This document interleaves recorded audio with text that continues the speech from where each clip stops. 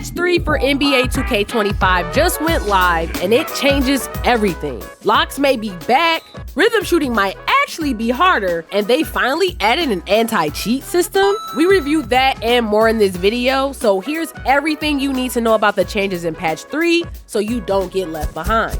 As always, if you want the full patch notes, check out the game updates channel in their official NBA 2K Discord. I've linked it in the description for you guys below. The patch just went live this morning, and based on the notes, it hits major issues with the gameplay. Per LD2K, these changes were based on community feedback, so our voices do matter. Right off the bat, bump steals after change of possessions have been reduced, which is a major W for bigs everywhere. For years at this point, people have been able to spam the rebounder to get a quick steal, especially since passing lanes have been weird. I'm glad they've addressed it, but I wonder if bringing a badge like Vice Grip back from 2K23 would help with this issue. Only reason why people didn't like those type of badges, Vice Grips, Glue Hands, and Bullet Passer, was because they were limited badge points per category. Now that they've changed the system to allow you to equip every badge you have the potential for, I want to see some of those badges return. But y'all let me know in the comments if you think some badges should return in the game. Right stick up defense in the paint will no longer force you to jump.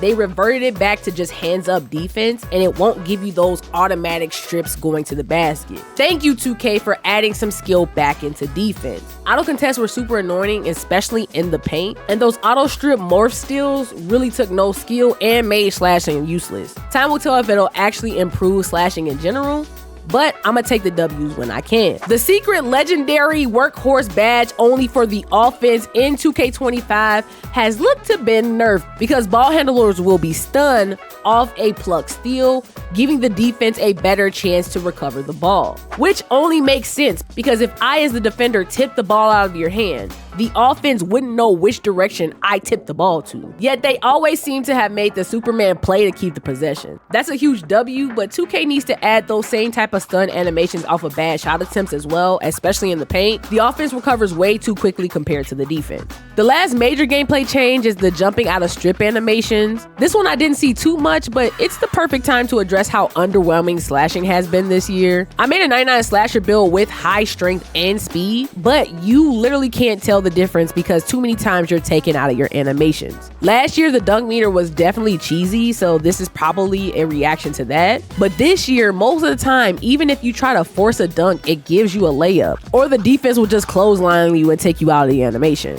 I don't think it should be increased too much because, let's be honest, paint defense feels abysmal this year. Some changes to make slashing a little bit easier will be appreciated. Hopefully this is one of them. This wasn't in the patch notes, but some are reporting on TikTok and Twitter that paddle rhythm shooting on Xbox was nerfed with this patch. I'm trying to figure out how because paddles just record an input on the controller.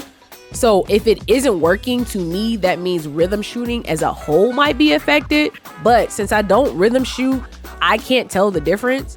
But y'all let me know in the comments if it's working. But it's time we actually be honest with ourselves. Paddle shooting was never an exploit in NBA 2K25. And before y'all go crying in the comments, I play on PlayStation, so this change doesn't affect me at all. However, we need to stop overreacting to everything different in the 2K community. Accessibility and control over our gaming experience is built into other games by default. Changing your controller map doesn't just help competitive players. Its main purpose is to make the game more accessible for gamers with disabilities. But because the 2K community is upset about the state of shooting, and the introduction of the rhythm shooting boost in 2K25, we, just in a sense, cut off our nose to spite our face. The feedback we provide about the game matters to the dev team. So sending them an overwhelming message that we prefer less control over button mapping because some of us don't want to admit that we just aren't that good at the game will only hurt the community in the long run. Because no matter what you do,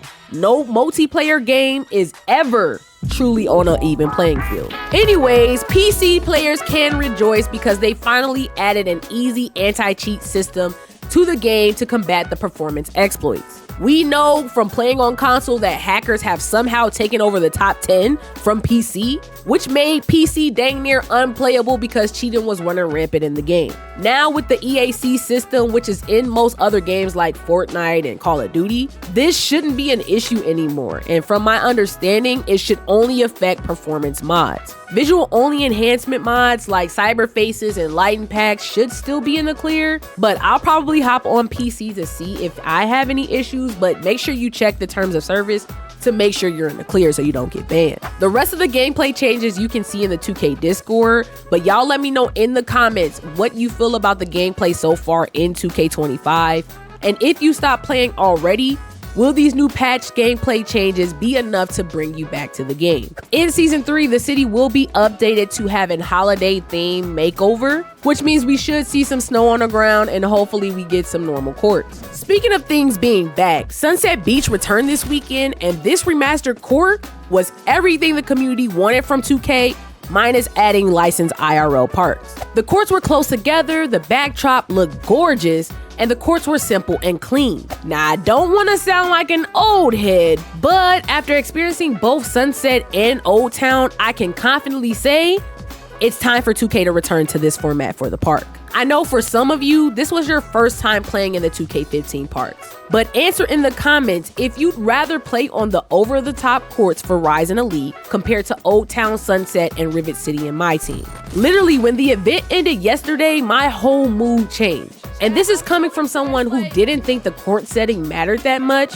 until I was forced to return to Rise and Elite yesterday. For 2K26, they need to use these parks as the foundation. If they want to keep the city, that's fine. But in the parks, this event demonstrated we don't need the extra razzle-dazzle with robots, zip lines, pirates, and futuristic ambiance. If anything, put that stuff where it belongs, in the theater. In the park, just keep it simple. But if they bring back Old Town, Rivet City, and Sunset Beach permanently, what would they do about affiliations? Back in 2K15, there was incentives to joining an affiliation. There was a new park on the line, and each affiliation boosted an attribute, which made them semi-even in terms of numbers for Rival Day. But now, since New Gen has been out, affiliations only matter for the end-of-season rep boost, which ultimately makes the affiliation numbers uneven. How do they bring the excitement back into affiliations and rivals? That I don't know yet. They can't separate Heat Check and Two-Way Tenacity by affiliation anymore because they're in rep rewards. And I'm not sure the excitement for a new park is enough to get the community invested in joining a specific affiliation. So to me, if they're gonna bring back the old parks, the easiest solution is to remove the affiliation from a home park and just make it strictly for rep. That way, parks in the city can rotate every season. i.e., Season 1, you could play in Sunset and Old Town, 2K15 version. Then in Season 2, make the parks Rivet City, 2K15 version and 2K16 version. They can even create updated versions for 2025. Or add licensed parks into the rotation if they want to. There's so many options available if they go this route, because usually two affiliations are fighting over the same territory. And since we aren't restricted to playing only with people in our affiliation anymore, this is the next logical option. But y'all let me know in the comments if you think that will work for 2K26, and if not, what would you want to see for the park? Either way, 4 days just wasn't enough to enjoy the beach. So if you missed out, click on the screen right now to check out how my Giannis build dominated Sunset Beach. And on that note, I'll see y'all in that one. Good night.